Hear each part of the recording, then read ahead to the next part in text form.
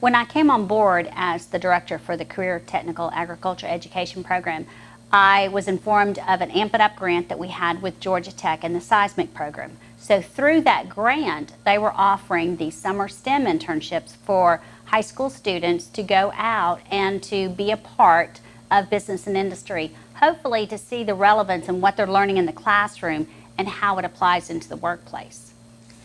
My name is Anaya Finnessy. I'm working here at 1888 Mills for the internship for this summer. I go to Griffin High School and I'm a 12th grader. Well, this experience gave me a platform with first-hand experience with the business world. It allowed me to just gain knowledge on how to make a business work. Everything that she has done has been a wonderful help because, like I said, you got over 15,000 parts and she's just entering them in one by one. This is Anaya's second year. She worked with us last year, and after her 4 weeks were up, we actually employed her 2 weeks on our payroll because she was doing such a good job. And time rolled around again for another internship, and I was real up front with Miss Ergos. I would love to have Anaya back, and Anaya had already emailed me as well. I think a lot of the students would be surprised that 1888 Mills is right here in their backyard. I don't think they're aware when they go purchase a towel that it was manufactured right here in Griffin, Georgia. So the goal is to help the workforce here in our community, to help students learn in this community as well as stay and be a part of the economic development in this community. When you're driving around the state of Georgia, if you see the Apple license plates that say either educator or support education, you can know that those dollars are going to support the Georgia Foundation for Public Education.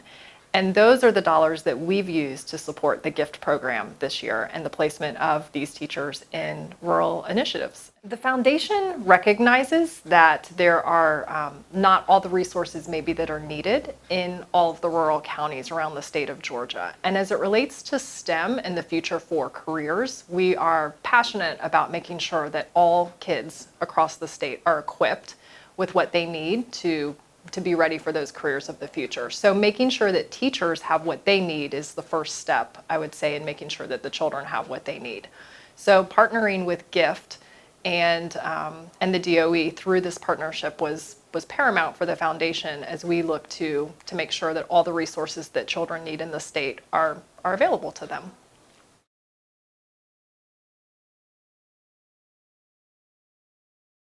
So we have 5 values that we strive for.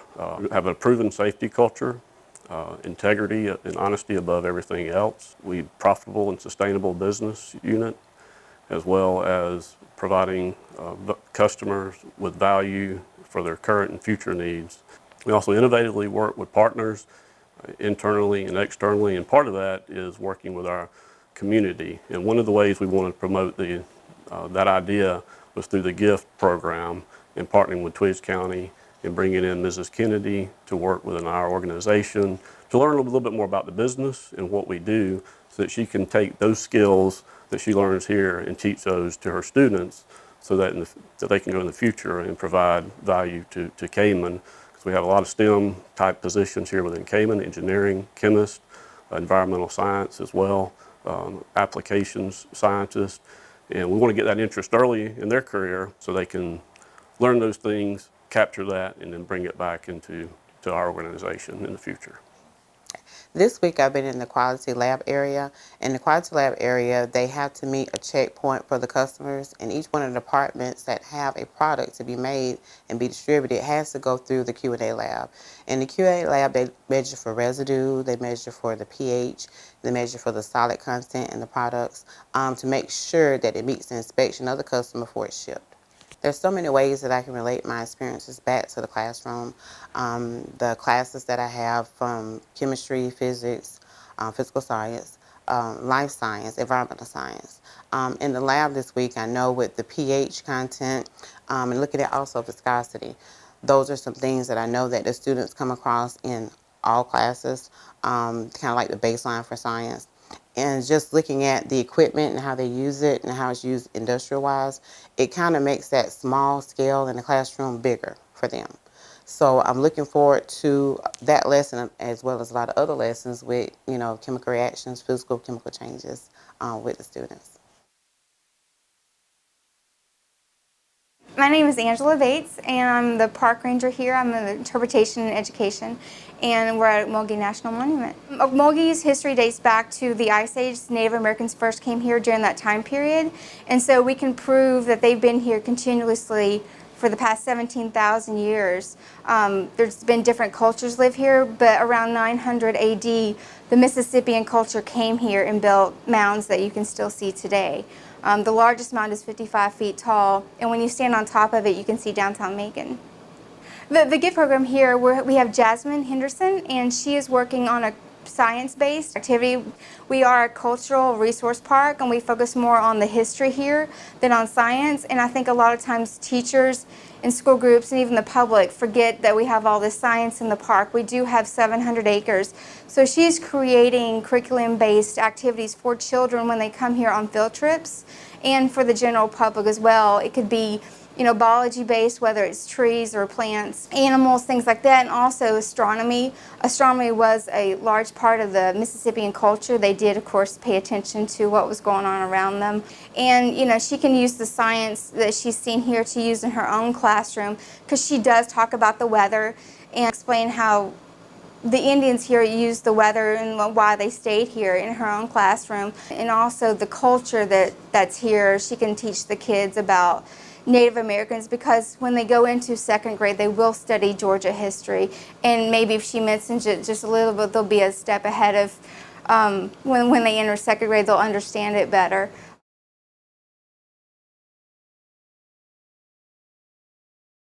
So CMAT, this Cell Manufacturing Center, is a multi-institutional center. It brings together 4 universities. Georgia Tech is the lead.